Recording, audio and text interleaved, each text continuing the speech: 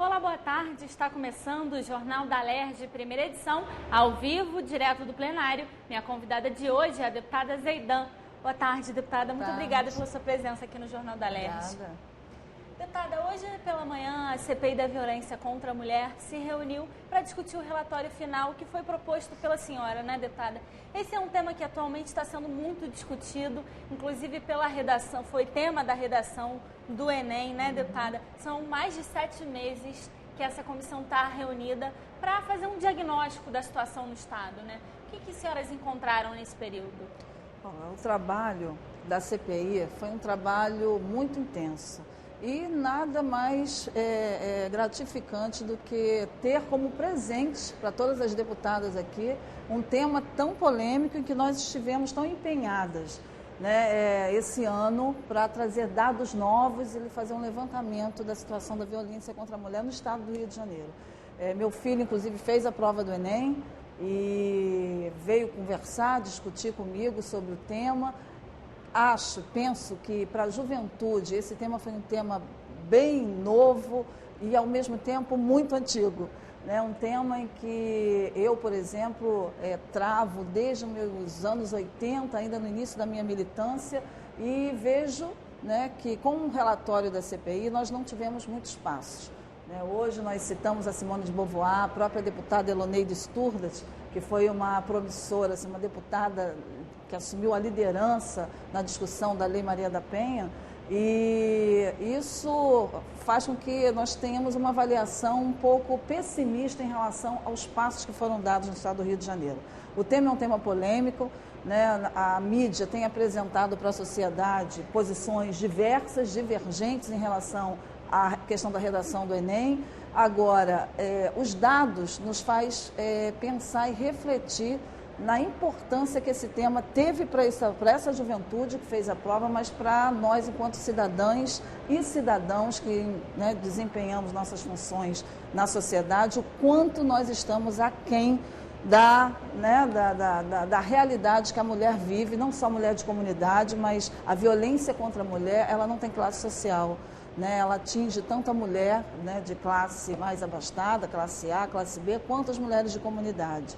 E o constrangimento e a dificuldade de denúncia dessas mulheres é a mesma, né? A dor é a mesma, não importa a sua condição financeira ou a sua condição social. Inclusive, a CPI chegou a ouvir de forma fechada, né, deputada, mulheres que sofreram violência, algumas que denunciaram e outras que não, né, deputada? São casos muito alarmantes, né? Ouvimos os depoimentos de algumas mulheres e todas nós, né, todas nós mulheres, querendo ou não, nós sempre tivemos um contato, seja no nosso bairro, seja na nossa cidade, no nosso estado.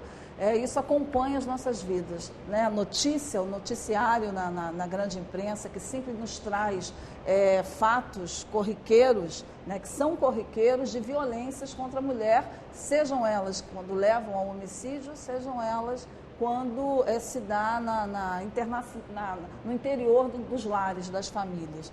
Então, hoje foi um momento emocionante, eu me emocionei com o relatório, porque vim para a Alerj, ainda lendo a matéria da jovem que foi assassinada pelo seu namorado com 18 anos. Isso acontece, né? E a sociedade não tem a dimensão do quanto é alarmante esse tipo de violência. Então, nós apresentamos os dados da violência moral, da violência psicológica, da violência que leva ao homicídio, a violência física e a dificuldade que a mulher tem hoje em termos de equipamentos para que possam lhe dar uma assistência. Nós temos hoje poucos equipamentos fornecidos pelo Estado, pelo governo do Estado, pelo governo federal, mas que não atende os 92 municípios no estado do Rio de Janeiro.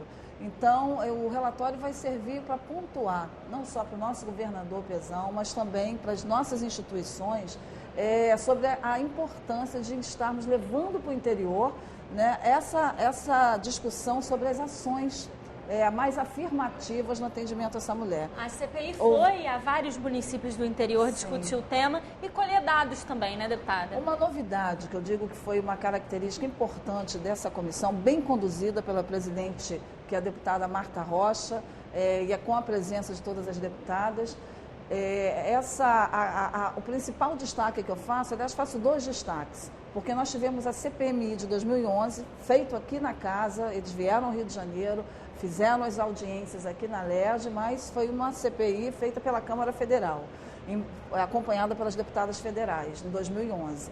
E essa CPMI não enfatizou 2 questões que nós fizemos, que foi ouvir o interior, ouvir e fazer as audiências públicas em alguns municípios. Então, fizemos em Resende, fizemos em Mesquita, fizemos em Araruama, fizemos em Maricá, em Teresópolis, em Campos, e isso possibilitou dar um impacto, né? Trouxe um impacto para cada cidade que nós realizamos as audiências, porque no interior, além da informação não ter essa agilidade, né, para as mulheres mesmo que procuram atendimento, a sociedade, a cidade não conhece, acha que isso não existe. E a gente sabe que existe, tudo em fruto, a maioria dos casos de violência são frutos de dependência química ou de alcoolismo, e isso permeia o interior, né, de uma maneira que fica velado. Então foi bom porque a audiência trouxe o debate, né, para as nossas regiões. E o outro ponto, que eu acho que foi o principal, foi nós termos incluído na pauta das audiências a escuta do sistema penitenciário. A CPMI não fez esse levantamento, então nós ouvimos diretoras de presídios, de todos os presídios do estado do Rio, e fizemos um levantamento, ouvimos o DEGASE, a situação das meninas no DEGASE, um levantamento da situação dessas mulheres que hoje cumprem suas penas, né, nos sistemas prisionais. E tivemos algumas informações muito tristes, né, em que nós precisamos, com a CPI, estar junto com o Poder Executivo, acompanhando algumas ações da administração do sistema penitenciário no estado do Rio. Então, tivemos uma informação do tipo da questão do parto de algumas mulheres, né, onde as mulheres têm os seus bebês muitas vezes algemadas e os médicos questionam isso. Tivemos casos de mulheres que tiveram seus bebês dentro da cela, sozinhas. Então, é uma situação desumana, né? Então, o caso de nós defendermos hoje, de levarmos essa bandeira de conscientização, e isso saiu muito nos pontos das recomendações do relatório, de incluirmos isso nas grades curriculares das nossas escolas, pelo menos da nossa rede estadual e dos municípios, é fazer com que o jovem comece a ter contato com essa discussão, né? O Enem veio dar esse pontapé inicial, ouvimos alguns comentários muito ruins, tivemos aí a nossa atriz, né, negra, porque há uma diferença também na questão da violência com a mulher negra e com a mulher branca, isso é notório, né? E a atriz, a Thaís Araújo, sofreu várias ofensas, e isso se dá no cotidiano da mulher. Deputada, a senhora falou de um tema importante, que é a violência contra a mulher dentro do sistema penitenciário. E hoje, na pauta do plenário, a gente tem um projeto que trata sobre esse assunto. Eu vou pedir licença na nossa conversa um minuto, que nós vamos ao plenário com a repórter Fernanda Nogueira, que tem outras informações dos projetos na ordem do dia. Boa tarde, Fernanda. Boa tarde, Natália. Boa tarde a todos. É isso mesmo que você falou. Aproveitando que o tema hoje é violência contra a mulher, na pauta de hoje os deputados começam a analisar um projeto que proíbe o uso de algemas em mulheres presas no momento do parto, no momento que elas estiverem dando à luz. Eu vou conversar com um dos autores dessa proposta, deputado Flávio Serafini. Deputado, infelizmente isso ainda acontece no sistema penitenciário, nos hospitais? Sim, isso ainda é uma prática relativamente comum nas penitenciárias. A gente teve na semana passada um caso esdrúxulo que chamou muita atenção sobre a violência contra as mulheres, especialmente a violência nas mulheres gestantes no sistema prisional, que foi o caso da presa Bárbara, que foi colocada já prestes a ter a luz ao seu filho numa cela individual e teve seu filho sozinha lá e numa situação precária. Isso joga a luz sobre esse problema, que infelizmente o nosso sistema prisional ele é um grande violador da dignidade humana, e especialmente no que diz respeito às mulheres.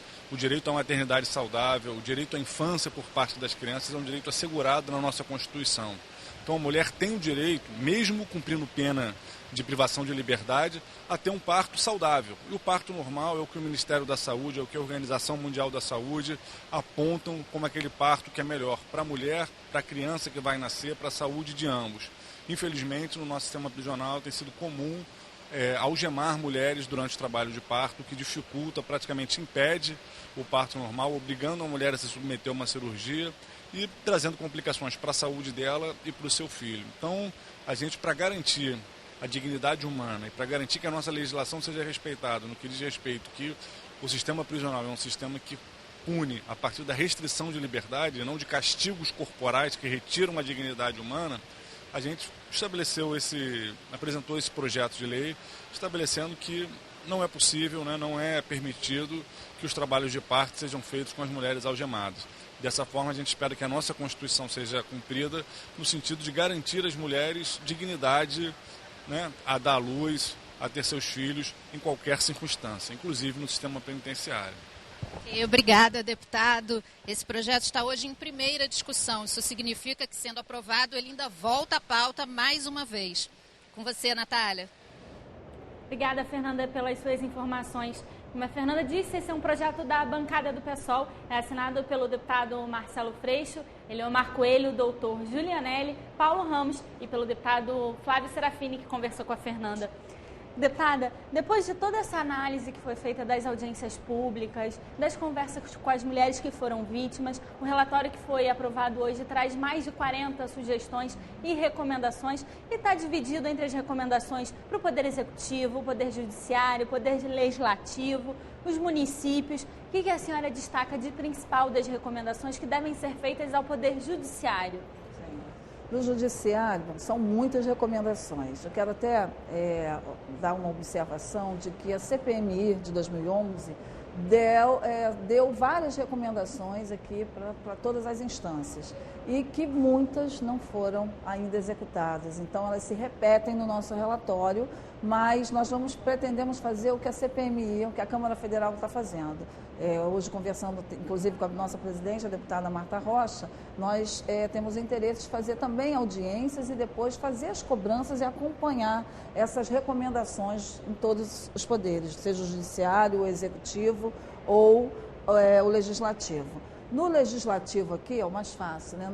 Nós pretendemos fazer não só as audiências públicas, sobre o feminicídio, né, no interior, porque a experiência na CPI foi muito positiva, ouvir e não esperar com que as mulheres do interior venham para nossas atividades. Nós levamos a discussão e os palestrantes, né, convidados para os municípios. Então, queremos fazer mais isso.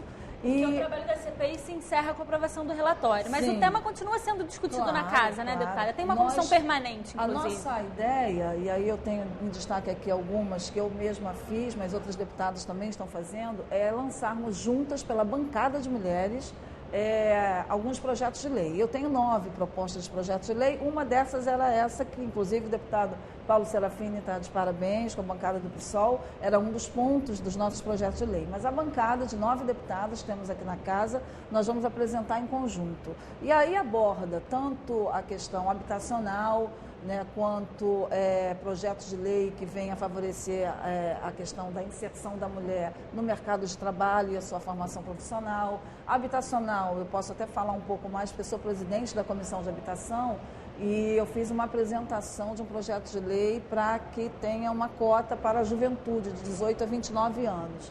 Então, é importante que nós tenhamos uma cota e apresentemos um projeto de lei que ajude essa mulher vítimas de violência a entrar nos projetos de condomínios e habitação popular, né? Isso é uma das prioridades. E a outra, também importante, é incentivar com que os prefeitos, o Poder Executivo Municipal tenha uma coordenadoria, uma secretaria, um espaço para se trabalhar só e unicamente com a questão da mulher. E aí, é claro, nós temos várias experiências no Estado No meu município mesmo, que é Maricá, nós temos lá a Casa da Terceira Idade, nós temos a experiência da moeda social, que é uma experiência que estamos trazendo aqui para a Prefeitura do Rio de Janeiro, com o prefeito Eduardo Paes, que é da economia solidária. Então, a gente tem que se preocupar com que essa mulher, ela possa ter sua independência, sua autonomia financeira.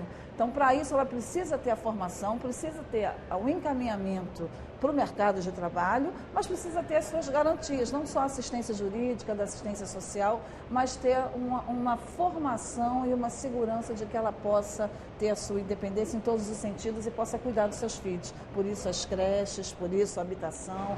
Deputada, uma outra questão que foi bastante discutida durante todo esse período em que a comissão atuou foi a questão dos núcleos de atendimento às mulheres, não só as delegacias, mas um local para onde essa mulher seja encaminhada, caso de violência. Isso precisa aumentar no Estado, né, deputada? Precisamos. Nós temos muito poucos, como eu disse, são 92 municípios que sofrem por essa falta mesmo. Já é muito difícil para a mulher fazer a denúncia.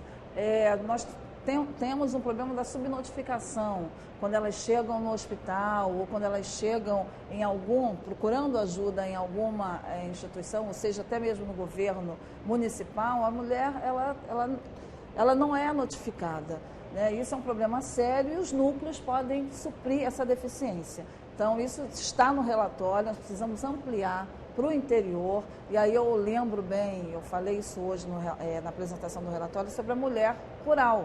Né? Nós temos um interior muito grande no estado do Rio e essa mulher também sofre muita violência e fica, né, a refém da política de agricultura que tem que ser permeada no estado. Nós recebemos aqui na Alerj a visita do ministro Patrus e o ministro anunciou um grande investimento ao governo do estado na agricultura familiar.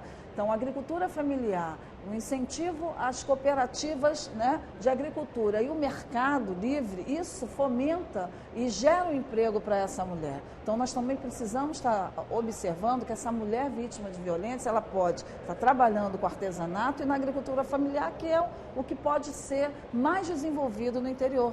Né, já que nós estamos com dificuldades, uma crise, né, política que nós vivemos, de ter o investimento industrial. Então, isso são saídas. E os núcleos são, não só os núcleos, mas também as delegacias especializadas.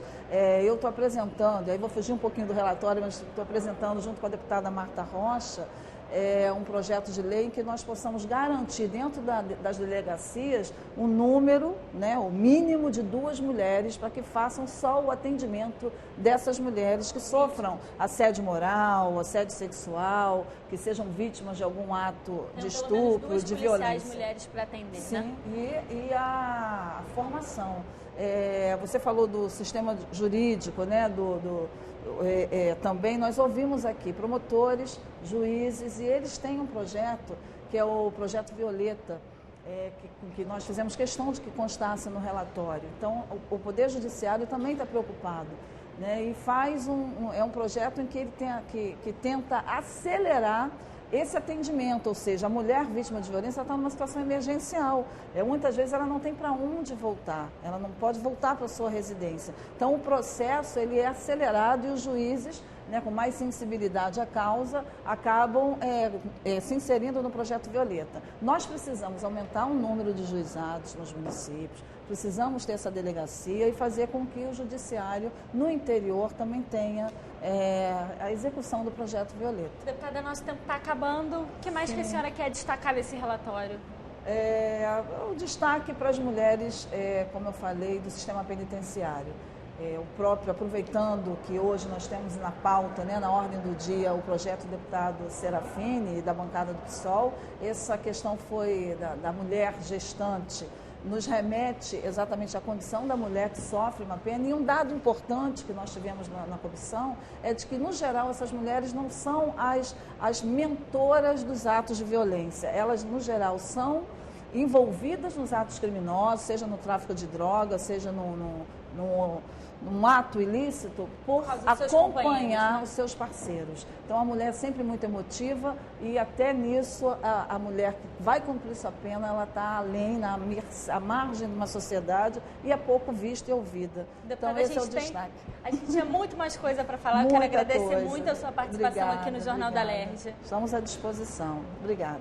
O Jornal da LERJ, primeira edição, fica por aqui. A partir das 9h30 da noite, você acompanha tudo que foi notícia no Parlamento Fluminense. No Jornal da LERJ, segunda edição, você acompanha a cobertura completa sobre o relatório final da CPI. E amanhã, a partir das 2h40 da tarde, eu estou de volta com as informações dos projetos na ordem do dia. TV LERJ, canal do Povo Fluminense. Até a próxima!